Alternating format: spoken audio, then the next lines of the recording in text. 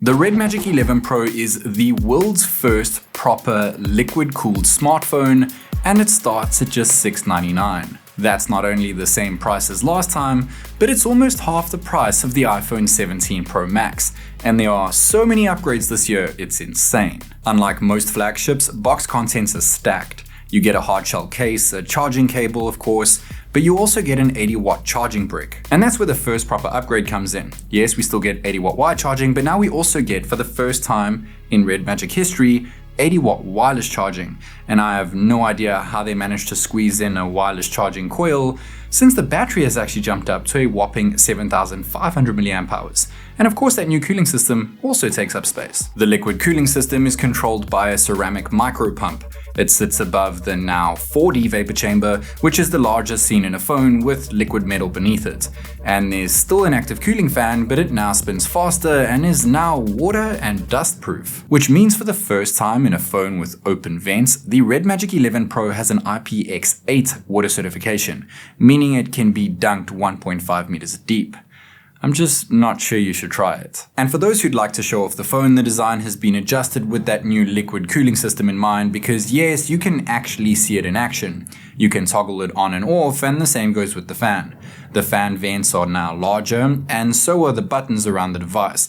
And while the LEDs around the phone can still be permanently enabled, the lights on the triggers are bigger because the 520Hz shoulder triggers are now physically larger, and the opposite side of the aluminum frame now houses an extra logo with LEDs beside it. The back is a serious fingerprint magnet this time, but it's still completely flat, and now there's a larger flash which sits under the back glass. The phone's glass panels are now protected by Gorilla Glass, though there's no word on which version. The screen is still the same size and still offers an all-screen experience thanks to the under-display selfie camera, which is now almost completely invisible, and the actual display panel has been upgraded. The global peak brightness now sits at 1800 nits and touch sampling rate jumps up to 3000 Hz. Everything else about it though is the same. It's a 6.85-inch AMOLED display with the same resolution and same 144Hz refresh rate. Unfortunately, there is still no LTPO tech here. One huge upgrade though is its fingerprint sensor, which is now a fully fledged 3D ultrasonic scanner, so it works with wet fingers and needs just a tap to unlock your phone. But let's not forget that this is a gaming phone, so hardware has naturally improved across the board. There's still a headphone jack, which is crazy. There's still a magic key, which can be set to open game space or customized to a shortcut like switching between sound profiles. And there's still a USB-C 3.2 port, which doubles as a display port so that you can play games on an external monitor at 4K 144Hz. But now it runs even more stable when playing two games simultaneously. And that's thanks to Qualcomm's latest flagship chipset, the Snapdragon 8 Elite Gen 5. The new Red Core R4 dedicated gaming chip, up to 24 gigs of LPDDR5T RAM, and up to 1 terabyte of UFS 4.1 Pro storage, so it destroys benchmark scores on every level. There's still a dedicated game space mode, and you still get all the same overwhelming features when in a game. Standout features include bypass charging, an info panel, touch trigger customizations, image upscaling, and frame interpolation to push 60 FPS capped games like Genshin Impact up to 120 FPS. So there's no denying that this is a gaming phone, or should I say, a mini gaming PC.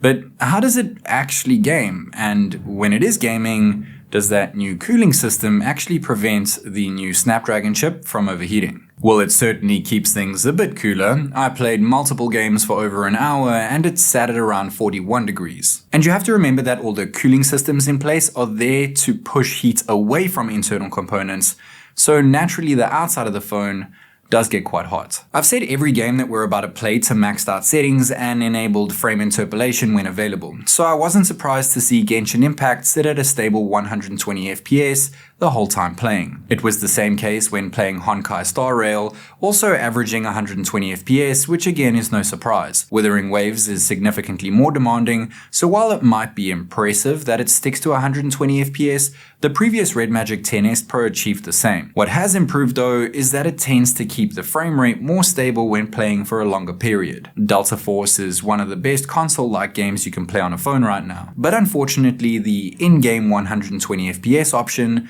limits the quality to standard. even though this phone is more than capable of running max graphics quality and max frame rates at the same time. I guess phones are only as good as what gaming developers allow. When playing a game like this, I gotta say though, those large touch triggers make a massive difference. And then there's actual console games, which boast serious PC level graphics like Bright Memory Infinite. And even with all graphical settings maxed out and effects flying all around the screen, this phone barely breaks a sweat at 120 frames per second. Wreckfest is another console port and it looks absolutely stunning on this device. The game limits FPS to 60, but it handles the game so well and it doesn't even stutter. Grid Legends is another, but with all the bugs and audio issues, it's not exactly my go-to. When in graphics mode, regardless on which phone you use, the game caps out at 30 FPS, even though we all know this phone can easily push out more frames. Still, it looks gorgeous and runs very smooth. Real Racing 3 on the other hand is a mobile game, which means it's been optimized to run incredibly well, and it does just that, at a solid 144Hz. One thing I will say though is that even though this phone can hit 144 FPS, there aren't many games out there that support this native refresh rate.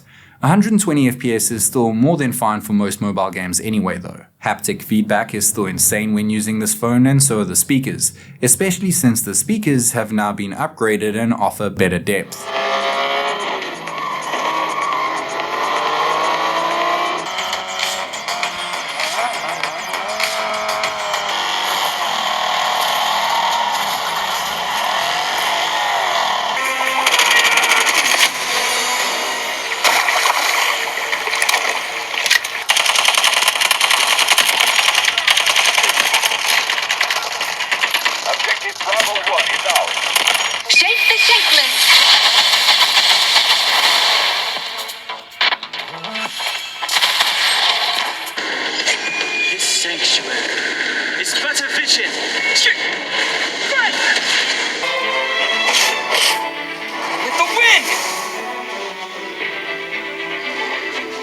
Like I've said so many times this year, phones have kind of already reached the peak of what they can actually do. But that's not because of the hardware, it's because of the developers. Phones are pushing the limits, and this new REDMAGIC proves that. It's time for devs to start pushing too. Okay, this mini gaming PC is a monster, but you'll probably be using it most days just texting and scrolling. So forget gaming for a second. Is this actually a phone that you can use on the daily, or is it just a glorified handheld gaming PC? Well, I mean, that screen is stunning, even when not using it for gaming. It's fast and fluid, of course, but what about the software? Well, it's running REDMAGIC OS 11, which is skinned over Android 16. It's pretty much stock Android, which is nice, but that means no large folders, which kinda sucks. There's plenty ways to customize things, including interactive widgets, and there's an always-on display too. AI is baked in, and so are Google features like Circle to Search, Google Gemini, and now finally we have Google Discover to the left of the home screen. There's unfortunately no eSIM support, but there is a 360-degree antenna, which is great. There's also NFC for payments, and yes, it works with Google Wallets, and yes, Android Auto works as well. But what's that other thing that we use pretty much every day in our lives? Oh yes, the cameras. And these cameras aren't exactly flagship level. The ultra-wide and main are still exactly the same 50 megapixel sensors. The selfie camera is still 16 megapixels, but it's a slightly better sensor, and we still get an underwhelming 2 megapixel macro camera. And underwhelming is an overstatement. The ultra-wide and main actually take decent photos though.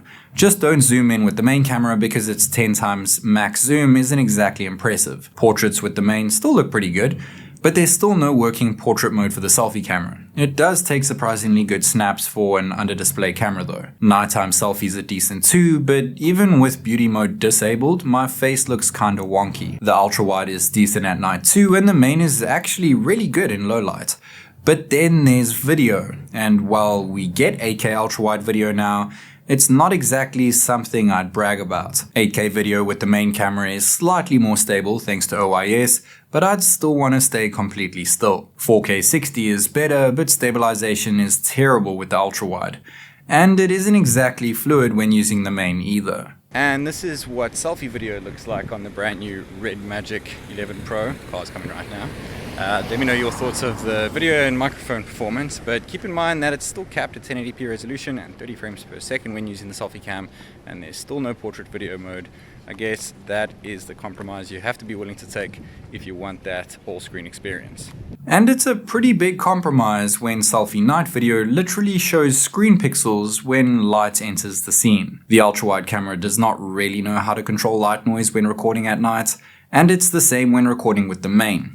It's also affected by some bad lens flare, but I have to give it to the main camera for better detail and stability.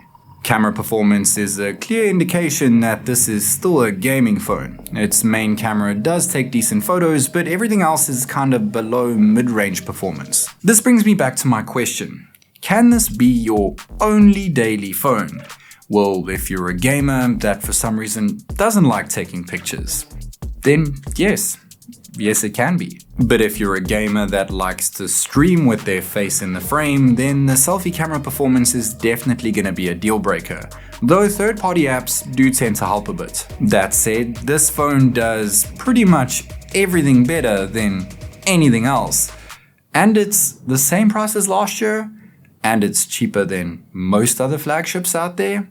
I mean, even if you're coming from a REDMAGIC 10S Pro, this is still a very big upgrade. There's a new design with stronger protection, it's waterproof, has more LEDs, a larger battery with wireless charging, liquid cooling which is actually visible, an uninterrupted gorgeous display, packs in an ultrasonic fingerprint sensor, the best chipset around, has larger triggers, better speakers, and even improved software. There's honestly no phone quite like it, and if you care about an uninterrupted display and a completely flat back design more than cameras, then I don't actually think there's a better phone than this. At the end of the day, they're targeting mobile gamers, and this is literally a mini PC. Okay, REDMAGIC, I'm talking to you now.